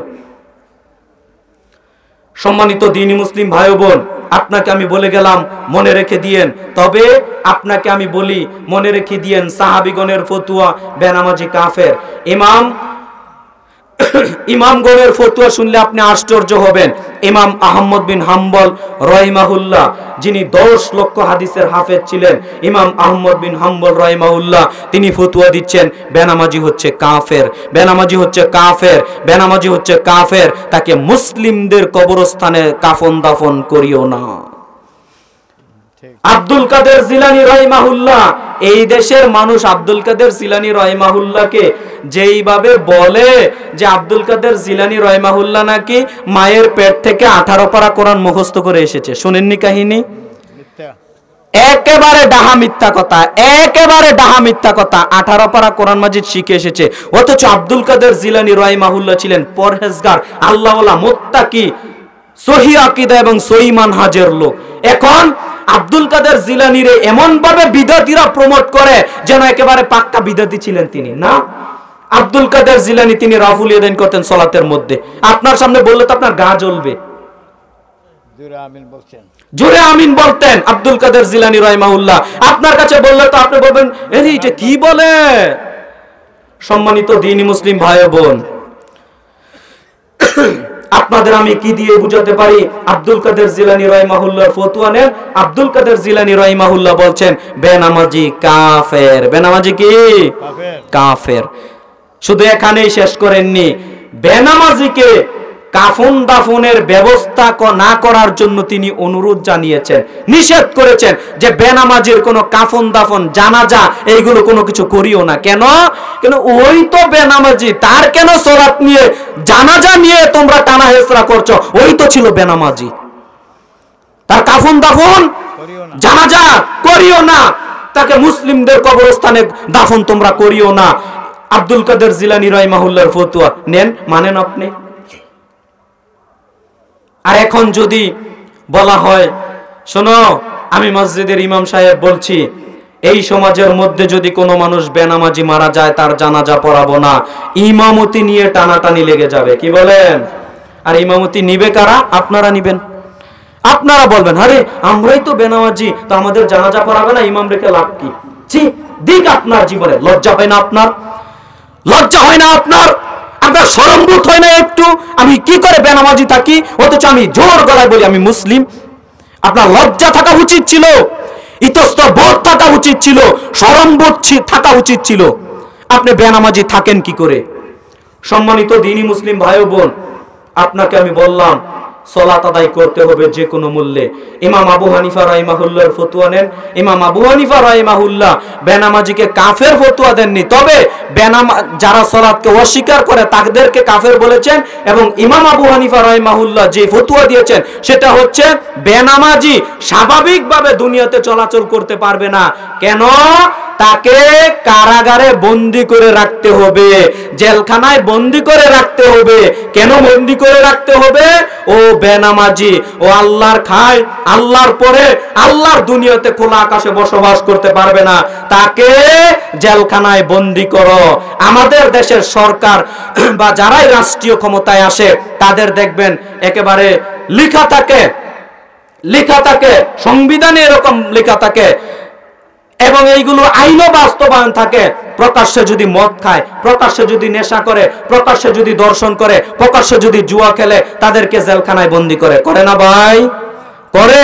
কিন্তু ইমাম আবু হানিফা রাহিমাহুল্লাহর ফতোয়া দেখেন, ইমাম আবু হানিফা রাহিমাহুল্লাহ বলেন, আরে যে মদ খায়, যে জুয়া খেলে, তাদের চেয়ে বড় গুনাহগার হচ্ছে যে বেনামাজি। অতএব তাকে আগে জেলখানায় বন্দী করো, তাকে আগে জেলখানায় বন্দী করো। বলেন তো এই বাংলাদেশে, আমরা তো সবাই বলি বাংলাদেশে কয় পার্সেন্ট মুসলিম? কি কথা আসছে না কেন? কয় পার্সেন্ট মুসলিম বলেন? স্বাভাবিক গতি যেটা বলি না, 90 থেকে 95% মুসলিম বলি না? কি একেবারে জন্য স্তব্ধ হয়ে বসে আছে? 90% মুসলিম বলি। এদেশের রাজনৈতিক নেতারাও হুঙ্কার দিয়ে বলে, আলেম ওলামাও হুঙ্কার দিয়ে বলে, পীর মুরিদরা তারাও হুঙ্কার দিয়ে বলে এদেশে 90% মুসলিম, 95% মুসলিম। জি, আমি অস্বীকার করছি না 90-95% মুসলিম। তবে একটা জরিপে জানেন কি বাস্তবতা দেখা গেছে?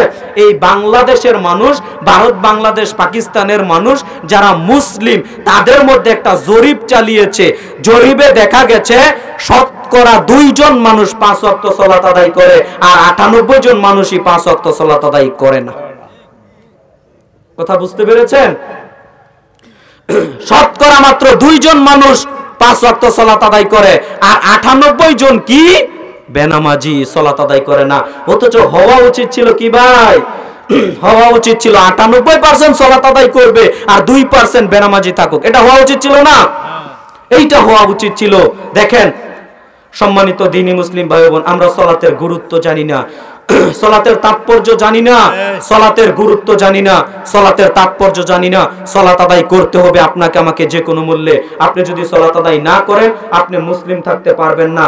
দেখেন এরপরে আমরা অনেক সময় দেখবেন সামাজিক অনেক উন্নয়নমূলক কাজকর্ম করি, সামাজিক অনেক উন্নয়নমূলক কাজকর্ম করি, সমাজে অনেক অবদান রাখি, অনেক দান সাদাকা করি, অনেক মসজিদ মাদ্রাসা নির্মাণ করে দেই, কিন্তু নামাজ পড়ে না। এরকম মানুষ আছে না? আছে। তাদেরকে আমি ঘৃণা করছি ব্যাপারটা এমন না, তবে তারা হয়তো এই বিষয়টা জানেন না, হয়তো এইভাবে বুঝে না।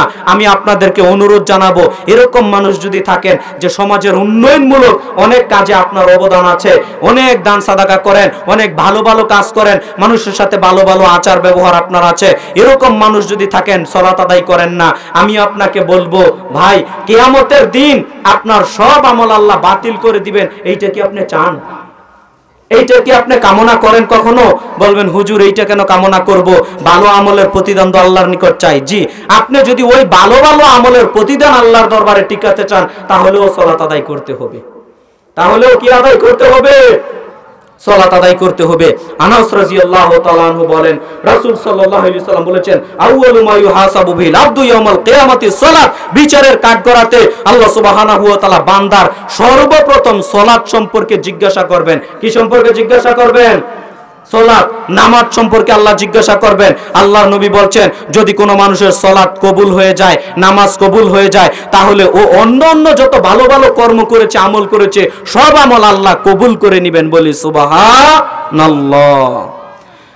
ওয়া ইন ফাসাদাত ফাসাদা সাইরু আমালিহি। আর যদি ও সালাত আদায় না করে, আর যদি সালাত আদায় না করে, ওর যত ভালো ভালো কর্ম রয়েছে সব আমল আল্লাহ সুবহানাহু ওয়া তাআলা বাতিল বলে ঘোষণা করে দিবেন। খারাপ লাগছে না? কষ্ট লাগছে না? এখন কি কষ্ট লাগবে, ওই দিন আপনার ঠিকই কষ্ট লাগবে। এত ভালো ভালো কর্ম করলাম, এত নেকির কাজ করলাম, অথচ নামাজ পড়তাম না, যার কারণে সব আমল আল্লাহ বাতিল করে দিলেন। আল্লাহর নবী মুহাম্মদ সাল্লাল্লাহু আলাইহি সাল্লাম হাদিসের মধ্যে এই কথাগুলো বলেছেন। আপনাকে আমি বলে গেলাম, মানা আর না মানা সম্পূর্ণ আপনার উপর ছেড়ে দিলাম। সম্মানিত দ্বীনি মুসলিম ভাই বোন, মসজিদের উন্নতি করবে জালসা দিলেন, মসজিদ 5 তালা করলেন, কিন্তু মুসল্লি হলো 1 কাতার আধা কাতার, লাভ কি হলো আপনি বলেন আমাকে? আর এদেশের মসজিদ কমিটি সারা বাংলাদেশেই তো কম বেশি একটু দৌড়াদৌড়ি করি। এদেশের মসজিদ কমিটির মাথায় একটা জিনিস চেপে আছে, জানেন কি? আমাকে মসজিদের সভাপতি বানিয়েছে, মসজিদের সেক্রেটারি বানিয়েছে, মানে আমাদের মসজিদের সভাপতি বানিয়েছে, আমাদের মসজিদের সেক্রেটারি বানিয়েছে, মানে কি করতে হবে? মসজিদের উন্নয়ন করতে হবে।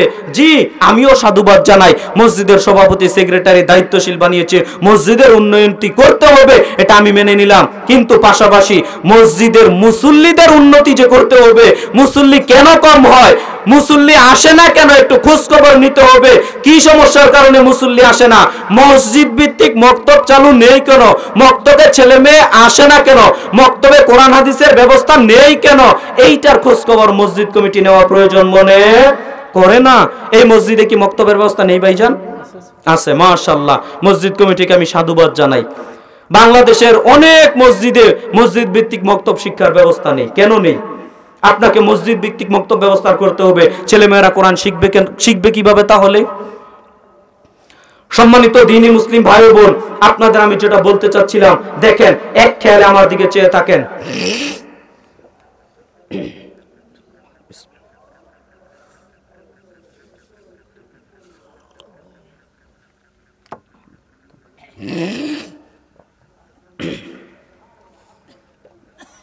সম্মানিত দ্বীনি মুসলিম ভাই বোন, আপনার সামনে আমি যে বিষয়টা বলতে চাচ্ছি, দেখেন, যদি আপনার সালাত আল্লাহর দরবারে কবুল হয়ে যায়, তাহলে অন্যান্য আমলগুলো আল্লাহ কবুল করে নেবেন। বলি আলহামদুলিল্লাহ। এটা আপনার আমার জন্য সৌভাগ্যের বিষয় না? আপনি ভালো ভালো কাজ করেন, কর্ম করেন, দান সাদাকা করেন, অনেক উন্নয়নমূলক কাজ করেন, আপনাকে সাধুবাদ জানাই, ওয়েলকাম জানাই। ভাই, আপনি কষ্ট করে 5টা ওয়াক্ত সালাত আদায় করেন, তাহলে আপনার যে ভালো ভালো কর্ম আমলগুলো, সমস্ত আমলগুলো আল্লাহ সহজে কবুল করে নেবেন, আপনি সহজে জান্নাতে চলে যেতে পারবেন। এইটাই তো আমাদের চাওয়া, এইটাই তো আমাদের পাওয়া। কিন্তু কিয়ামতের দিন অনেক আমল করলাম, কিন্তু আল্লাহ বরবাদ করে ধুলিকণার নেই উড়িয়ে দিল। ভাই, আপনার আমার কি লাভ হবে তখন বলেন তো? সম্মানিত দ্বীনি মুসলিম ভাই বোন, দেখেন, আল্লাহ সুবহানাহু ওয়া তাআলা পবিত্র কোরআন মাজিদের সূরা কলমের 42 নম্বর আয়াতে আল্লাহ সুবহানাহু ওয়া তাআলা বলছেন, ইয়াউমা ইয়াকশাফু আন সাক ওয়া ইয়াদউনা ইলা সুজুদি ফালা ইস্তাতিউন। আল্লাহ সুবহানাহু ওয়া তাআলা বলছেন, কিয়ামতের দিন আল্লাহ সুবহানাহু ওয়া তাআলা, কিয়ামতের দিন আল্লাহ সুবহানাহু ওয়া তাআলা তার পায়ের গোছার নিম্নভাগ প্রকাশ করে দিবেন। কিয়ামতের দিন সব মানুষ উপস্থিত থাকবে, আদম আলাইহিস সালাম থেকে কিয়ামত পর্যন্ত যত মানুষ আছে, আল্লাহ সুবহানাহু ওয়া তাআলা তার পায়ের গোছার নিম্নভাগ প্রকাশ করে দিবেন। প্রকাশ করে দিয়ে আল্লাহ সুবহানাহু ওয়া তাআলা বলছেন, আসো আজকে আমাকে দেখে দেখে সিজদা করো। বলি সুবহানাল্লাহ। কথাটা বুঝতে পারলেন? ইয়াউমা ইয়াকশাফু আন সাক ওয়া ইয়াদউনা ইলা সুজুদি ফালা ইস্তাতিউন। আল্লাহ সুবহানাহু ওয়া তাআলা কিয়ামতের দিন তার পায়ের গোছার নিম্নভাগ প্রকাশ করে দিবেন এবং আল্লাহ আহ্বান করবেন, পৃথিবীর বান্দারা, হে আমার বান্দারা, তোমরা দুনিয়াতে আমাকে না দেখে দেখে সিজদা করেছো। আমরা কি আল্লাহকে দেখতে পাই? আল্লাহকে না দেখে দেখে যদি বলে আল্লাহকে নাকি দেখা যায়, ইমাম আবু হানিফা রাহিমাহুল্লাহ নাকি আল্লাহকে 99 বার স্বপ্নে দেখেছে। একেবারে ডাহা মিথ্যা কথা। কে বলেছে আল্লাহকে এই 2 চোখ দিয়ে দুনিয়াতে দেখা যাবে না? লা তুদরিকুল আবসার ওয়া হুয়া ইউদরিকুল আবসার। কোন চক্ষু আল্লাহকে দেখতে পায় না, অথচ আল্লাহ এমন সত্তা, তিনি সবকিছু দেখতে পান। কথাটা বুঝাতে পারলাম? আল্লাহ সবকিছু দেখতে পান, কিন্তু কোন চক্ষু আল্লাহকে দেখতে পায় না। ইমাম আবু হানিফা রাহিমাহুল্লাহ আল্লাহকে দেখতে পেয়েছেন মর্মে কথাটা একেবারে ডাহা মিথ্যা কথা। সম্মানিত দ্বীনি মুসলিম ভাই বোন, আরে মুসা নবী দেখতে পেলেন না, আর আপনার পীর সাহেব দেখতে পায় না, আপনার বড় হুজুর দেখতে পায় না। তবে নবী সাল্লাল্লাহু আলাইহি ওয়াসাল্লামকে স্বপ্নে দেখা সম্ভব, এটা সহিহ হাদিস। এটা কি ভাই?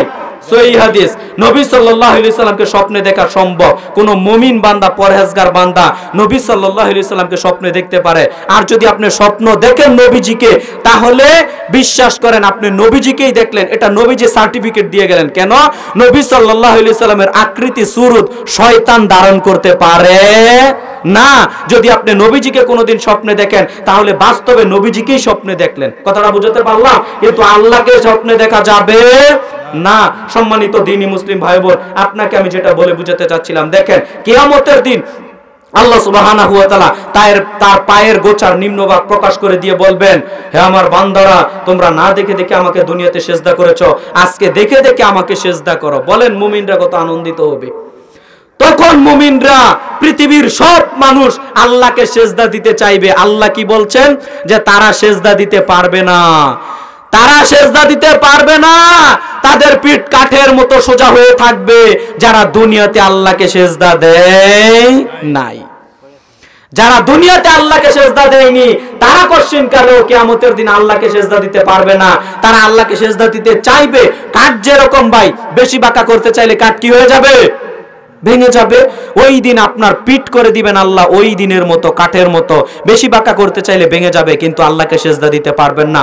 বলেন ওই দিনের লাঞ্ছনা, ওই দিনের অপমান কি করে আপনি সহ্য করবেন? আপনি দেখতে পাবেন আপনার পাশে সবাই আল্লাহকে সিজদা দিচ্ছে, আপনি সিজদা দিতে পারছেন না। কেমন লাগবে না হতভাগা? কেমন লাগবে না হতভাগা হয়ে যাবেন আপনি? সম্মানিত দ্বীনি মুসলিম ভাই বোন, কিয়ামতের দিন যদি আল্লাহকে সিজদা দিতে চান, কিয়ামতের দিন যদি আল্লাহকে সিজদা দিতে চান, তাহলে দুনিয়াতে আল্লাহকে সিজদা দিতে শিখেন। বলবেন হুজুর দোয়া কালাম। একদিন আমাকে একজন বেনামাজি মূর্খ মানুষই মোটামুটি, তাকে আমি বললাম যে ভাই সালাত আদায় করেন না কেন? মসজিদে যাবেন, সালাত আদায় করবেন, দাওয়াত দিচ্ছি। তো উনি আমাকে বলছেন যে রফিকুল ইসলাম ভাই, কি বলবো শরমের কথা, সেটা হলো আমি মসজিদে যাই না কেন, আমি কিছু পারি না, যে কিছু পারি না, মানে সূরা ফাতিহা বা অন্য কিছু পারি না, কি বলবো, এজন্য যাই না।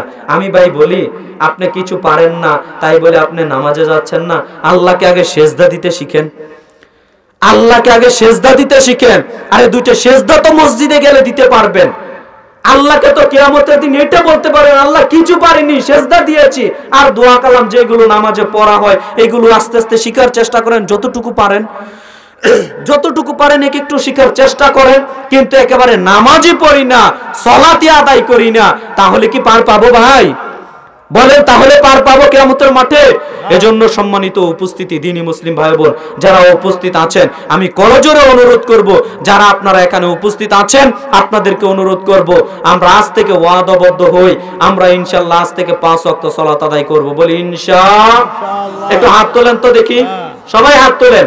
আরে ভয় পাচ্ছেন কেন? বলেন ইনশাআল্লাহ আজকে থেকে 5 ওয়াক্ত সালাত আদায় করব। আল্লাহ তুমি কবুল করো, আমিন। আমি আপনাদেরকে অনুরোধ করে গেলাম ভাই, 5 ওয়াক্ত সালাত আদায় করেন। এখানে আনুষঙ্গিক কয়েকটা কথা বলি, এই কথাগুলো খুব গুরুত্বপূর্ণ আপনার জীবনের জন্য হতে পারে। দেখবেন মাঝে মধ্যে মানুষ বিদেশ থেকে এসেছে বা কোথাও থেকে এসেছে, 5 ওয়াক্ত সালাত আদায় করে, কিন্তু দেখা যাচ্ছে বা অসুস্থ হয়েছে, বিপদ হয়েছে, আপনি 5 ওয়াক্ত সালাত আদায় করছেন, হঠাৎ করে করছেন, মনটা চেয়েছে যে সালাত আদায় করব, কিন্তু দিন যায় রাত্রি যায়, দিন যায় রাত্রি যায়, কিছুদিন পর আবার বেনামাজি হয়ে যায়। কি এই ধরনের মানুষ আছে না? আপনাকে বলবো বেনামাজি কেন হয়ে যাচ্ছেন, তার অনেকগুলো কারণ। তার মধ্যে একটা কারণ হচ্ছে আপনি আপনার বন্ধু বেছে নিয়েছেন, ওই ধরনের বন্ধু যেই বন্ধু নামাজ পড়ে না, যেই বন্ধু কি পড়ে না, নামাজ পড়ে না। এজন্য নামাজি বন্ধু নির্বাচন করবেন। কথা বুঝতে পারলেন? নামাজি বন্ধু নির্বাচন করবেন। তারপরে কি করবেন?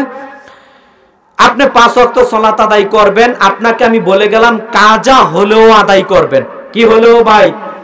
আপনাকে আমি কাজা করার জন্য উদ্বুদ্ধ করছি না, তবে অনেক সময় দেখবেন পরিস্থিতি এরকম হয়ে যায়, আমরা তো মানুষ, পরিস্থিতি এরকম হয়ে যায়, আপনি হবিগঞ্জ থেকে রওনা দিয়েছেন, ঢাকা যাবেন, সকালবেলা রওনা দিয়েছেন ফজরের পরপরই, বাড়িতে ফিরতে সময় হয়ে গেছে, আবার সন্ধ্যা, রাত হয়ে গেছে, কিন্তু এত জায়জামেলার মধ্যে ছিলেন, সালাত আদায় করতে পারলেন না। জোহর কাজা, আসর কাজা, মাগরিব কাজা, এশাও কাজা, এশারের পর আপনি বাড়িতে ফিরেছেন, এক ওয়াক্ত আদায় করতে পারলেন না। এখন আপনি ভাবলেন, ইস আমি তো 5 ওয়াক্ত সালাত আদায় করি, আজকে এক ওয়াক্ত আদায় করতে পারলাম না, আচ্ছা আজকে তো গেল আগামীকাল থেকে 5 ওয়াক্ত আদায় করব। এটাই অধিকাংশ মানুষ ভাবে বা এই নীতির মধ্যেই থাকে। আমি বলবো না, এই নীতির মধ্যে থাকবেন না। আপনি বাড়িতে ফিরে এসে যতই কষ্ট হোক অন্তত ফরজগুলো আদায় করেন। জোহরের 4 রাকাত আদায় করেন, আসরের 4 রাকাত আদায় করেন, মাগরিবের 3 রাকাত, এশার 4 রাকাত, শুধু ফরজগুলো অন্তত আদায় করেন। তাহলে আপনি বেঁচে যাবেন, আপনার নামটা নামাজির খাতার মধ্যে থাকবে। কথাটা বুঝাতে পারলাম? আর আপনি যদি বলেন যে আগামীকাল থেকে ইনশাআল্লাহ 5 ওয়াক্ত পড়ব, আজকের দিন গেছে, বিশ্বাস করেন আগামীকাল দেখবেন আরেকবার ছেড়ে দিয়েছেন, আরেকদিন এরকম আরো সমস্যা, আবার ছেড়ে দিবেন। এইভাবে ছাড়তে শয়তান আপনার গাড়ে চেপে বসবে, আপনি একদিন আবার বেনামাজি হয়ে যাবেন। আর এটাই হয় বাস্তবতা, এটাই হয় বাস্তবতা। এজন্য বলবো, যারা আমরা 5 ওয়াক্ত নামাজ সালাত আদায় করি, যারা আমরা 5 ওয়াক্ত সালাত আদায় করি, আমার এই কথাটা রক্ষা করবেন। যদি কোনোদিন সমস্যার কারণে, কোনোদিন বিপদে পড়ার কারণে লেট হয়ে যায়, দেরি হয়ে যায়, এরপরও ওই সালাতগুলো আদায় করার চেষ্টা করবেন। তবে এখন একজন মানুষ বলতে পারেন, হুজুর আমি এতদিন সালাতই আদায় করতাম না, একেবারে পাক্কা বেনামাজি ছিলাম। আপনার বক্তব্য শুনলে মনটা গলেছে, কোরআন হাদিসের কথাগুলো শুনে ভালো লেগেছে, এখন থেকে ফজর থেকে নিয়ত করব 5 ওয়াক্ত সালাত আদায় করব। এখন আমাকে আগের সালাতগুলো কি আদায় করতে হবে? না, এখন আপনাকে আর আগের সালাতগুলো আদায় করতে হবে না। এই দেশে উমরি কাজা নামে একটা সালাত চালু আছে, উমরি কাজা। কথা বুঝতে পারছেন? ওই 20 বছর ধরে সালাত আদায় করিনি, 30 বছর ধরে সালাত আদায় করিনি, এখন আমি নিয়ত করেছি আজকে থেকে 5 ওয়াক্ত সালাত আদায় করব। ওই 20-30 বছরের সালাত আস্তে আস্তে 2, 4, 5, 10 রাকাত করে আদায় করে। আছে না এরকম? এইগুলো আদায় করতে হবে না, এর কোনো দলিল নেই, এর কোনো প্রমাণও নেই, এর কোনো দলিল নেই, এর কোনো প্রমাণও নেই। তাহলে কি করতে হবে? শেষ করে দেব? আচ্ছা, তাহলে আপনি উমরি কাজা এগুলো আদায় করতে হবে না। তাহলে আপনাকে কি করতে হবে? আপনি এখন থেকে স্টার্ট করেন, নিয়ত করেন মৃত্যুর আগ পর্যন্ত ইনশাআল্লাহ 5 ওয়াক্ত সালাত আদায় করব। রাজি আছি তো ইনশাআল্লাহ? আচ্ছা, আমার কথাগুলো কি স্পষ্ট হয়েছে না অস্পষ্ট আছে কিছু? যদি কোনো কিছু না বুঝার থাকে তাহলে প্রশ্ন করতে পারেন যে হুজুর এটা বুঝিনি। একেবারে খোলাখুলি বলতে পারেন। আমার বক্তব্য সংক্রান্ত যদি কোনো প্রশ্ন থাকে বলতে পারেন। আমি এই কথাটা বলে আমি আমার আলোচনা শেষ করে দিচ্ছি। সম্মানিত দ্বীনি মুসলিম ভাই বোন, যেই কথাগুলো বললাম, সালাতকে মূল্যায়নের চেষ্টা করবেন। আমরা মুসলিম, আমাদের 5 ওয়াক্তই সালাত আদায় করতে হবে। অবশ্যই আপনি যদি সালাত আদায় না করেন তাহলে আপনি মুসলিম থাকতে পারবেন না, এটা আপনি বিশ্বাস করেন। যার প্রমাণ একাধিক দিক পেশ করেছি, আরো অনেক দলিল প্রমাণ রয়েছে। সম্মানিত দ্বীনি মুসলিম ভাই বোন, বিজ্ঞ আলেম ওলামা আছে, তাদেরকে জিজ্ঞাসা করে নিবেন একটা কথা ভুল বলে গেলাম কিনা। মানুষ হিসেবে 2-1টা কথা ভুল হতে পারে, ওইটা মুখের জড়তা, অন্য কারণে হতে পারে, কিন্তু কোরআন হাদিস থেকে যে কথাগুলো বললাম সজ্ঞানে ইনশাআল্লাহ আশা রাখি প্রত্যেকটা কথার দলিল প্রমাণ দিয়ে যেহেতু বলেছি, অতএব আল্লাহ এবং আল্লাহর নবীর কথা বলার সম্ভাবনা নাই। সম্মানিত দ্বীনি মুসলিম ভাই বোন, যে কথাগুলো বললাম আমি সহ আমরা সবাই যেন আমল করতে পারি। আল্লাহ তুমি আমাদের সবাইকে সেই তৌফিক দান করো। সবাই বলি আল্লাহুম্মা আমিন। আল্লাহ তুমি বড় দয়াবান, তুমি বড় রহমান। আপনাদের এই জালসাতে গত 2 বছর আগেও এসেছিলাম, আপনাদের হয়তো অনেকের জানার কথা, চিনতে পেরেছেন নাকি? 2 বছর আগেও এসেছিলাম। ওই দিনও যুব সমাজ নিয়ে কিছু কথাবার্তা বলেছিলাম। তো যুবকরা আমি অনুরোধ করব, শেষ অনুরোধ, যারা তোমরা যুবক ভাই আছো, ইয়াং ভাই আছো, যুব সমাজ, তোমরা এগিয়ে আসো। তোমরাই সমাজের কর্ণধার।